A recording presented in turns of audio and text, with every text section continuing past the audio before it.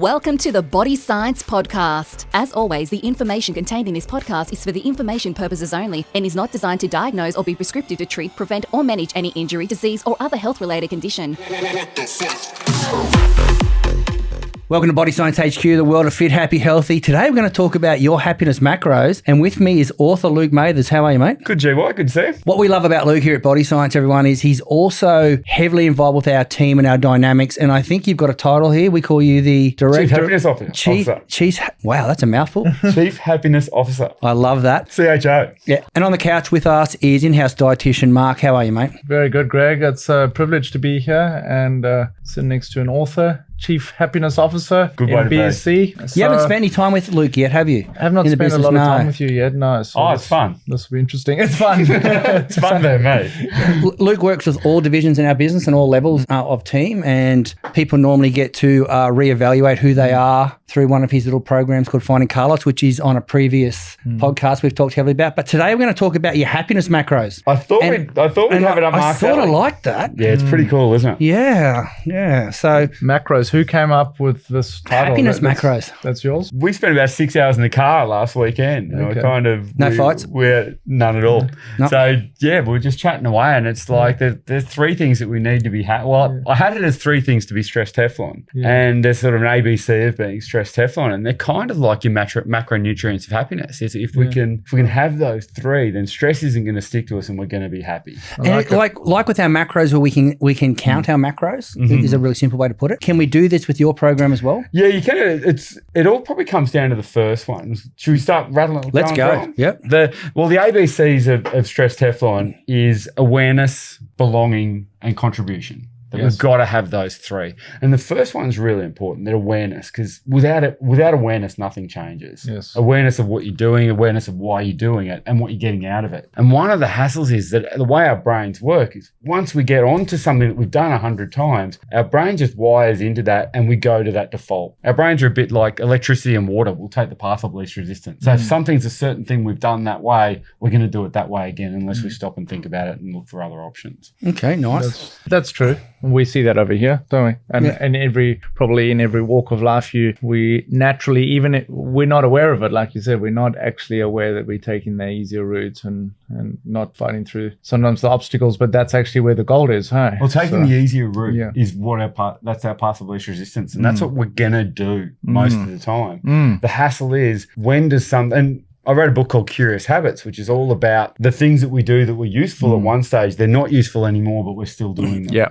And you might say you're an athlete. It's really, really useful to have 12 Weet-Bix every morning. But when you're not training full on heavily and stuff, that thing that was a habit and was really good when you were an athlete probably isn't as good later on. So how do we create that awareness and get curious about what we're doing, why we're doing it, and what we're getting out of it? Because I think any sort of behavior change is almost, I call it like the hill of habits, that we've got to have awareness on one side of what we're doing. And then when we get to the top of the hill, we've got options. We can see what we want to do. And then we've got to have actions. We've got to do the new habit and then have the awareness to sort of go back and look at it and define it and refine it again. I like the way you put in there, is it helping? Yeah, it's a thing, isn't it? It's that whole idea about getting curious. I'm just a massive curiosity junkie these days. He would have said it 55 times in 6 hours the other day. Well, to be able to stop and get curious. And we did a session with the guys from Humble last week, and one of the things, and I'm a massive Ted Lasso fan, but we won't get into that too much. But one of the things he said in one of his episodes is be curious, not judgmental. And I think if we can all hang in curiosity a little bit longer rather than jumping into judgment, because I think we do that a lot. I think we can, as humans, we can tend to judge things really, really quickly without sort of looking at it from other perspectives and stuff like that. So just having that moment of pause. So you more ask the question rather than pass your own sort of opinion immediately. Just kind of pause and be curious. Ask the question, what's it like from their side? Yeah. And even asking the question, I love the concept of having a truly curious question. Quite often we ask questions that are getting our point across. They're disguised as questions. If you looked at them grammatically they're questions, but they're not really. Exactly, they're us making statements. Yeah. So how do we actually ask a question that's wanting to actually get that other person's input and seeing it from their point of view? Yeah. And awareness is a really big thing with that. And if we can be more aware of what's going on, what we're doing, why we're doing it, and what we're getting out of it, that's nothing changes without that. So as far as a macro for happiness, I think awareness is, we're in body science. Awareness is the protein. Yeah. I've got a question about Ted Lasso. I could not find what platform it's on. It's on Apple. It's Apple on, TV. It's the one that I don't have. Yeah. If you type Ted Lasso darts, it'll come up. Because it is a really, really good 2 or 3 minutes. Scene, isn't it? Yeah. It's a really, really powerful scene. So many people have talked about it, and I couldn't find any of the. It's another one that you've got. It's a show that I reckon you've got to get curious about because it gets really corny. It puts every little woke thing that you've ever saw, and all of that's cool. And here's some diversity, inclusion stuff, and it throws all of that in there. But it's all done from a place of love, not judgment. And if you can put some of that woke stuff aside and not be so judgy about it, it's just a beautiful show. Yeah, exactly. I loved it. It was one of my favorites of the last couple of years. So we're looking at your ABCs, awareness, and that's your heavyweight. That's the one that's your protein play. Yep. I don't think anything changes without awareness. Okay. Belonging. Yeah, it's a big one. Humans, we've got really small little nails. We've got little teeth. We don't run real fast, and we've got soft skin. All right. If we're out in the jungle, you're obviously talking about me, not Mark. If we're out in the jungle on our own, evolutionarily, we're toast. Right? We need people. You look at that sort of Maslow's hierarchy of needs, and you think that's why safety and housing and stuff is at the bottom. We need that stuff biologically imprinted into us.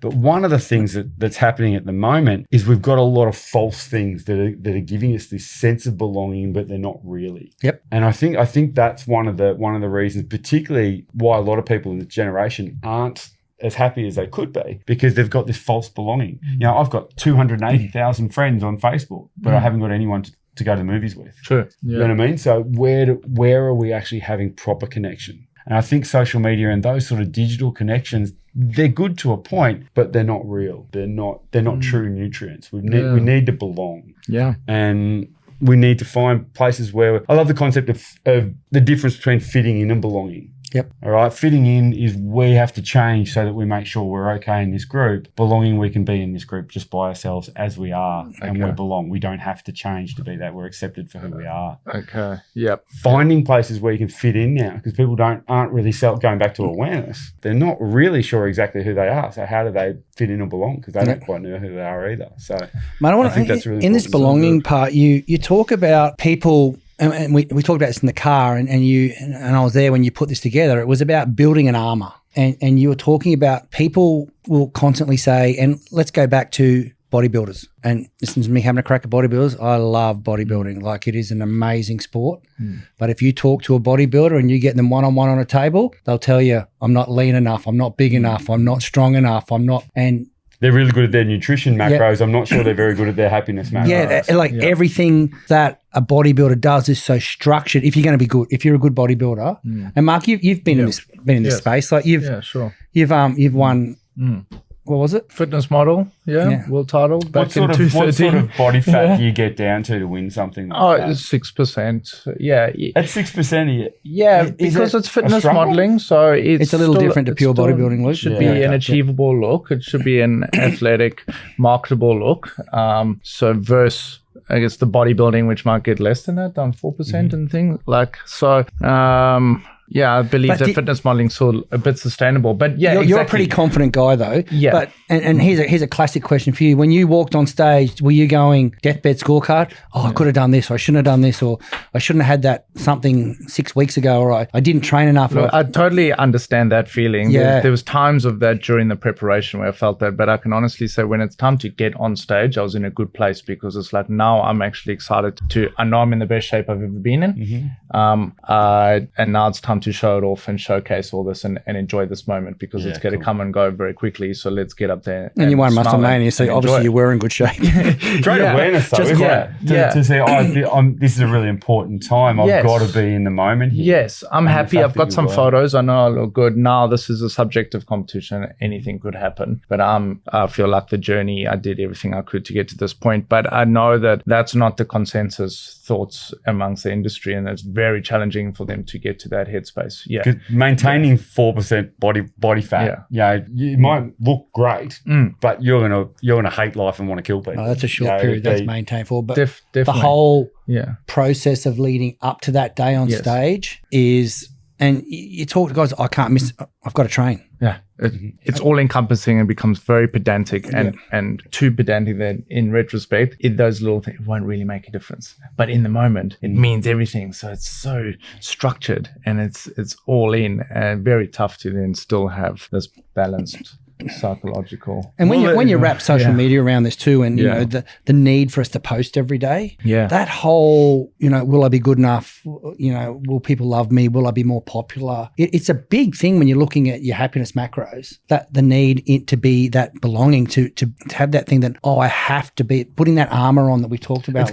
It's basically putting happiness on the other side of some sort of cognitive horizon. Yeah. If I get 25-inch arms, then I'll be happy. If I get 4% body weight, then I'll be happy. If whatever, fill in the gap, then I'll be happy. And if I make more money, if I do this, if I whichever one you want to pick. If I pay off my mortgage, if I find the woman of my dreams, if I find a partner who I really love, putting happiness on the other side is like swimming to the horizon. You're just never going to get there. It's going to keep going back and back and back. And particularly I remember doing work experience at a gym, just basically because I was lazy and it was going to be the easiest place to do work experience. Went to the gym, and I'd been going to that gym anyway, and the guy who owned it, we got pretty friendly over the week. He was a really good dude, and he said the moment people start lifting seriously is the moment they become eternally small. Mm-hmm. And that stuck with me, that wow. And is that what you want to do? Because there's it's like the keeping up with the Joneses. The moment you kept up with the Joneses for any length of time, you're just going to find new Joneses. There's always someone bigger. There's always something further ahead. Yeah. So putting happiness on the other side of putting on whatever armor you need to put on, whether it's massive biceps and pecs, or whether it's being able to have a bank balance with lots of zeros. None of those things are they're going to make you slightly happier in the short term, but they're not going to actually give you any long-term happiness unless you have belonging associated to it, unless you're actually doing things, which kind of brings you to the third one. Contribution. We've got to, I just love the question. And with my coaching clients, I ask this question almost as the first question every time. Is the world a better place because you're in it? It's a big question. See what? Is the world a better place because you're in it? I think my wife and kids might say yes in that space, but I could probably walk around the office and get a few no's if you want. My life's better because you're in it. You're one of my best friends, and I have really cool energy drinks now.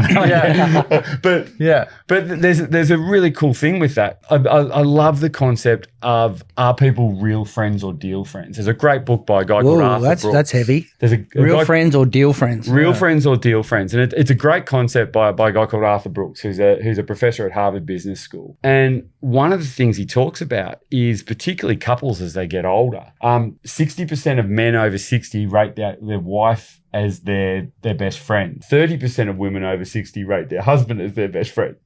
So what that tells us, there's a bit of a mismatch there. The numbers don't add up, because what happens is the women make a much bigger effort to their friends. Men make an effort to their deal friends that are there to help them get through certain things, or maybe there to play golf with, or maybe they do stuff with them. They don't necessarily know them quite so well. They don't actually speak about things that make belonging and contribution. Okay. So it's to do a little reconnaissance of your friends. How many deal friends and how many real friends have I got? All right. And one of the things that we've got to do is real friends take work. You've got to make the time, you've got to make the effort, you've got to get over geography to catch up with these people. Yeah. But what happens then is that when you have real friends, you contribute to their life. You help them when they need you, they help you when you need you. Yeah. And there's almost like a circle of gratitude that when you're grateful for someone, you've got to actually accept the thing that they've done for you and say thank you, and then also be in a position to let them help you at another time. There's almost a circuit to that. And I don't think blokes are very good at that. We don't like to feel like we owe anyone, or that someone else has given us more than we've given them. We like to sort of reciprocate a little bit. But with a real friend, you don't need to do that, because you're real friends. So that money I borrowed off you in Woolo when I couldn't get cash. Yeah, that's all we're right, good. mate. Perfect. I'll take it out of the warehouse later. I just remembered that as I saw you when you walked in. But it's a really cool concept that, you know, and it's almost where belonging and contribution come together. Yep. Am I a real friend, and am I someone that I'm there for you no matter what? I remember crashing my car on the M1. Someone rang up my ass. It was pissing down rain. It was a miserable day, and I'm sitting with the tow truck driver, and I've rung you and just someone's just ran up my ass. Airbags went off, the whole bit. All right, and you're going, oh shit, where are you? I'll come and get you now. There was like not even a moment. You know, do whatever. It was like, I'm going to come and get you now. And I'm an hour away. And Greg's like, no, I'm going to come and get you now. I'm like, no, it's okay. I'm right next to a train station. I'll get a train home. It's all cool. But that's what a real friend does. Yes. You know what I mean? Sure. They're there for you. They contribute for you. And part of being a real friend is being able to do that. And also because Greg was the one who you called. So from your side, that shows that he's Yeah. also, hey. It's a really good We thought. like to celebrate our stupidity too, Mark. Like, if we do something really stupid, we often ring each other and have a laugh. Who can I ring that's not going to judge me because he's just as stupid? But it's a really cool thing that, you know, if you were sick, in trouble, you know, arrested, who would you call? And they actually did this experiment in the States, and the median number of people that people could call was 0. More than half the people. And if you know that if they took family and immediate family out of it, the median number of other people they could call was 0. Wow. All right, which means half the people didn't have someone they could call. So to be able to look and, you know, make a list of your 10 friends, and are they deal friends or are they real friends? And what things am I doing to actually put myself out to do something difficult that is going to help my friend and to allow them to help me when I need it? How vulnerable I've been to tell them when stuff's going on, or do I just bury that shit? Yeah. Because, you know, it goes back to awareness as well. If we're really worried about something, are we just burying it? Or are we actually going to our tribe and saying, I need this? A friend of mine, really close friend of mine, who's definitely one of the top of the list of my real friends, got divorced a few years ago. First thing he did was he hired a unit and rang all his mates and say, I need my tribe, come. Wow. And all of us came. Yeah. Awesome. You know what I mean? And we were there for him the whole way Imagine if more through. young men did that when they need to. Well, we've got to have real friends. You can't, you know, you might have 10,000 social media followers, and none of them are going to come and hang with you at your unit to, you know, help you feel better when your wife walks out on you. Yeah, it's terrible. Yeah. So I reckon our macronutrients there, we've got to have awareness. We've got to know what we're doing and why we're doing it. We've got to have belonging. We've got to feel like we're part of a tribe. Yeah. And the tribe's got to be better because we're in it. And if we can do all of those things, and particularly the last one, the contribution stuff, we often don't notice that we're doing really good things. We just do it. All right. Just stop and pause and savor that for a minute. And that can help. And I want to jump on that part if I can. We've talked about the ABCs of the macros of happiness. We're listening to this and going, yeah, there's a stress author talking about stuff again. How do we actually put this into practice right now? If somebody's sitting in a car listening going, okay, I sort of like what I'm hearing here. How do we put these ABC, like if we want to get our macros done, we ring a mark. Yep. Okay. How do we do this right now? In this one, well, we've got to take an audit of who our tribe is for a start. We've got to have awareness. With the awareness stuff, one of the books I wrote was called Reset, and it was about teenage anxiety and stuff like that, and how to help teenagers talk to themselves a bit better. And one of the things, I wrote it with a 16-year-old, which was just a great experience. And one of the things she did was made things simple for me. She made it easy to understand, and she came up with a great concept called catch, wait, and reset. And catch, wait, and reset is basically the thing I talk about at the fork in the stress road. Something bad's happened. What am I going to do now? And it's catch the physical sign that you're feeling stressed. You know what yours would be, Mark? If you're feeling stressed. I saw it the other day, actually. What would the alarm bell your body? There'd be sweating. Sweating? Okay. So as a physical response. Yeah. Yeah. So if you're in a meeting and you feel yourself starting to sweat, normally that turns into, holy shit, I'm sweating. Oh, what am I going to do? What am I going to do? Panic, panic, panic. And we go into what I call an old brain shitstorm, where your old brain takes over, the smart part of your brain goes missing. What we've got to learn to do in those situations is use that sweating. For me, it's not to my stomach. What would yours be, Joe? Head. Yeah? Yeah. Feel it in my head. What, headache? You'd like a headache. I put my hands on my head straight away. He does that first too. indication. Like this. Shit's going the wrong direction for me. As soon as my hand touches my head, I go, you need to just take a breath. You need to have a good think. And most times I go, fuck it, I'm still going forward. But at least I've stopped and thought about it. Yeah. And that actually brings us to the next one. So the thing is catch, wait, and reset. So it's catch the physical sign that you're feeling stressed. And that's an awareness thing. Yep. All right. One of the hassles with that with some people is that they've got this constant hum of stress going through their whole entire life. And it's a bit like living near an airport or living near a highway. You don't hear the cars and the planes after a while. Yeah. And so what we've got to do is take some time where we settle down, we're quiet, we're letting our body sort of just our cortisol levels drop and all of that sort of stuff. And once we do that, then we can hear the noise again. Yep. When it comes. So stress to me is a signal. It's a siren. It's something going off to sort of say, pay attention here. And if you're walking through the jungle and you didn't have that, you got eaten. So we're meant to have this stuff. Yep. I'm a massive believer that stress is a really good thing. We just got to use it. Kind of like, the whole first thing is, okay, how do we define what stress is? What is stress to yourself? That's good. And that's kind of like, if you put it back to nutrition and macronutrients, we say to clients, well, what's your goal for yourself, and how do you define healthy?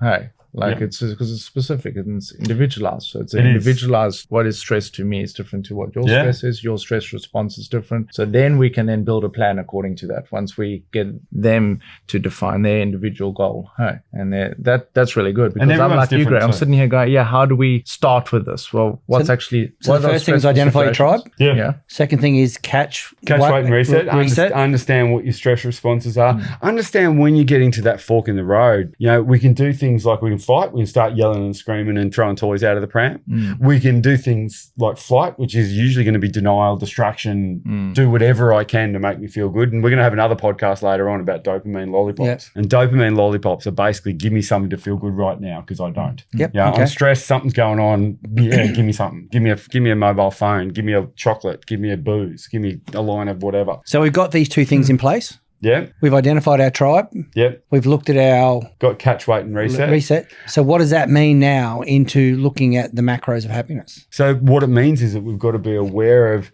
almost like happiness hygiene. What are the things, if I continue doing it this way, is it going to put me on a slippery slide to misery? Yeah, okay. All right. What does that look like? Yep. And, okay, so what are the things I can put in place? I'm going to make sure I catch up with my mates on Thursday night. Yep. I'm going to make sure I go to the gym on Tuesday because that actually makes me feel better. What are your happiness hygiene protocols? What are the things that you're going to do that actually bring you joy and swing you from being full on worked up to being chilled out, and make sure that we do those things? Because the hassle is when we get busy and we get all of these goals that we're going for, they're all cool. But, if we're burning ourselves out, we're not going to do it. The people that are working 60 hours a week, they're not going to be happy. They're not going to be effective. They're not going to be doing the jobs well. So how do we actually have the awareness of knowing that? And the last one is probably to make sure we savor the good things that we do. Yeah. Because we don't do that. Humans aren't really very good at savoring the good things that we do. We do a lot of things here. We always add what are we celebrating? Yeah, great one. Like it's something we put that into our process. It's not natural,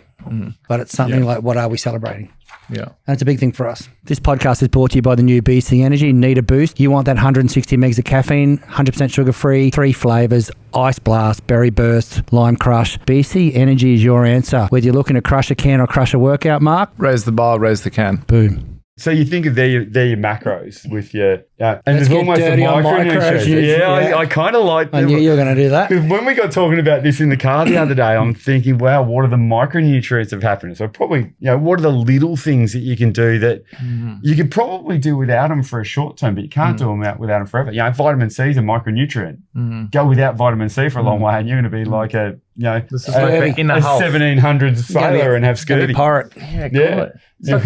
So the inner health, the vitamins and minerals, whereas the can get the aesthetic appeal and looking good from the outside, from the macros sometimes, but what's going on in our inner health? What's going on in there? And these are these ones and now. Things like gratitude. Yep. Gratitude is massive, and it's one of those ones that gets chucked in the touchy-feely, warm, fuzzy, fluffy sort of basket. But gratitude is huge, man. Gratitude just steps up so many things in our body that actually makes it good. It decreases our here's the cortisol challenge level. I've got for everyone out there. Is it that hard to be grateful for things happening around you? Like just stopping breathing and being grateful. Yeah. Your boss is a dickhead, get that? But be grateful that you work with other great people at that business and that you can pay your rent and do the things you need to do in life. There's a grateful you can attach to a lot of things. And I think that's a really important and a really simple one for when you start to look at micronutrients. And you can look at things like mental health problems and people who are really struggling with anxiety disorders and depression and stuff. Sometimes it might just be simple as my coffee was warm this morning. Yeah. But just finding those little things to savor and be grateful But you know what? for. Still be grateful you got a caffeine hit. Yeah. Do you know what I mean? Exactly. Like there's you can another really side put to it a, for sure. you can go either way here, can't you? Yeah, you can. Yeah. And things like openness to new ideas, things like being mindful about what you're doing and why you're doing it and what's helping. That is a classic. I mean, we went away with 9 guys on the weekend, and that's why I had to borrow money from Luke, because nobody could tap. They didn't want to cash, and I didn't have any credit cards. So I was like, well, I'm fucked. I got nothing. And lucky my good mate over here sold a few books occasionally, and he was able to throw me a little bit. But what I found with this group compared to what normally happens is I didn't see any phones out on this trip. No. Like this trip was, and because it's not you're tapping for a beer or you're doing all that type of thing, pretty much they were on, apart from you guys punt and I don't, that the phones were down and people were talking. Like they were really, and I found that level of staying present I really got a lot out of last weekend from the group of guys we went away with. And I'm not saying I don't get that everywhere I go, but my phone lives on my hip. Yeah. Traditionally, when I go places, someone will say something, I'm researching something or showing something, I'm always on that thing. For those that don't know Greg very well, he is a pain in the ass when it comes to his phone. He's always on his phone. Unless you're calling, it doesn't ring. But those sorts of things, things like mindfulness, flexibility, curiosity about looking at different ways to do things and what else I can do. I think those sort of things are our sort of micronutrients. Even things like, I love the word hope, and even the intricacies of things like between optimism and hope. Optimism is just, everything's going to turn out right. Hope is, I'm going to do some things to make sure it turns out right. And even just looking at the little intricacies of that. And I'm loving the intricacies of words at the moment, just to, the difference between hope and optimism. Yep.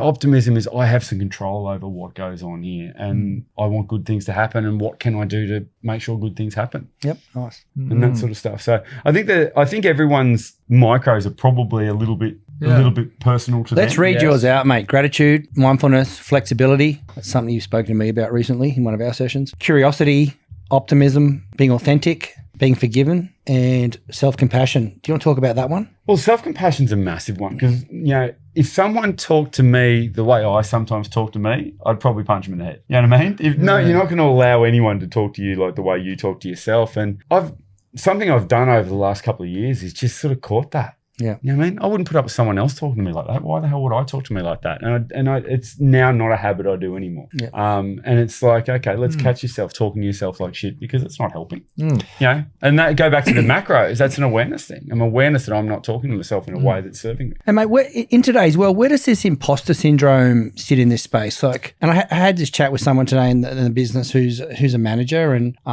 recently got some great qualifications at a really high level. And I know exactly who you're talking about. And she had the belief in her that we all have in her. I love you, Sharon, just so you know.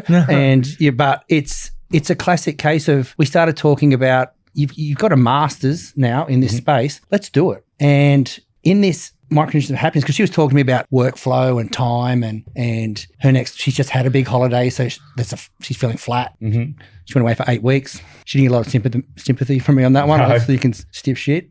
But the reality in this space is, I said to her, I think you're suffering from that, with a little laugh afterward. But I'm actually I was being very truthful with her in that I think you are suffering from that because you're not getting the happiness. She just got that master's last week and she was up here to celebrate it and we loved it. But I think post that celebration, the reality of, I've got this master's, what am I doing with it? Why aren't I doing this? And all that stuff came into place that you started talking about in the macros. Where do you see this imposter syndrome that I think a lot of people struggle with that these days? Yeah, imposter syndrome is one we can look at from a couple of ways. One way is that everyone else looks at me and sees someone that's X, Y, and Z that's really, really good, really accomplished, really good at what they do. Yep. I don't see that in myself, all right? But I trust their judgment more than me, but yet I'm going to trust my judgment on this one that actually keeps me down. Yep. That doesn't make sense. Yeah. All right? I trust everyone else's judgment for everything else, but I'm going to trust my own when it's talking about how shit I am. That's one side of it, that catch yourself doing that. The other one is, I think we throw, I'm not an up myself arrogant arsehole, and then turn that into imposter syndrome. Yep. And that's just not being an up yourself arrogant arsehole. Stay curious, to be out looking at different options, seeing what other people can contribute to it. And that's okay too. It doesn't necessarily mean that you're terrible and you're useless and you're no good. And I think we can jump to imposter syndrome probably a little bit quicker than we need to. So I reckon that's another one we need to catch, wait and reset, that I'm talking myself out of being good here. And that's because of some sort that's of where I was modesty. this morning when I was talking to your shows, and sorry I've used your name twice now, but massive fan, like I said. But yeah, I had that belief in this, that she's not happy right now with what she's doing. When I was talking to her, she was calling me up and it was about management and authority and job roles, because we're doing all that here at Body Science right now. The marketing division has new people in it, lots of cool things happening in that space. And people want to work in marketing Body Science that makes them happy. Okay, so when I was talking to her, and I've pretty much called her, well, you are this, this, and this. You know, pull your socks up and start being that. Yeah. And that's when I pulled the imposter syndrome out with her, that I don't believe she felt comfortable that she could pull those socks up and do that space. Yeah. And when we're looking at this macros of happiness, I think it's really important that you say all these things we need to do, but you've got to have that self-belief to be able to do that. Well, one of the things, I love the concept of have, do, be. Yep. All right. And people sort of think, you know, if I have the masters and then if I do this marketing job for a little while, then I'm going to be good at, then I'm going to be the, you know, the marketing chief or whatever it is. What if you're the marketing chief now? What would you do? And then what would you have at the end of that? Yep. So instead of being have, do, be, do, have. Be, I'm someone that does marketing, then do it, and then you'll have it. So we've got to, we put it on the other side of that. If I have this, then I can do that, then I'll be that. We've got to flip that. Be what you want to be, and then you get to do what you want to do, and then you'll have what you want to have. Just stepping outside of that for a second, how many times did you practice that before you actually put it into one of your talks? Oh, I've said that a few times. I bet you have. It's not mine. It's actually work for a lady called Byron Katie, but it's pretty good work. Yeah, it is. It's strong. It's really strong. Well, mate, thanks for coming in. Oh, look, that's the macro micronutrients of happiness. I'm suitably confused by that statement you just said. Mark, can you repeat it? No, luckily we can re-listen to us. Yeah, I'm replaying it in my mind. Can you also. say it? Have, do, be. Swap it round. What if you swap it around? Yeah. What do I want to be? What do I need to do? Then what will I have? I think that's a great way to finish this podcast. Thanks for coming on, Lukey. Pleasure, buddy. Thanks, Luke. Cheers, mate. Cheers.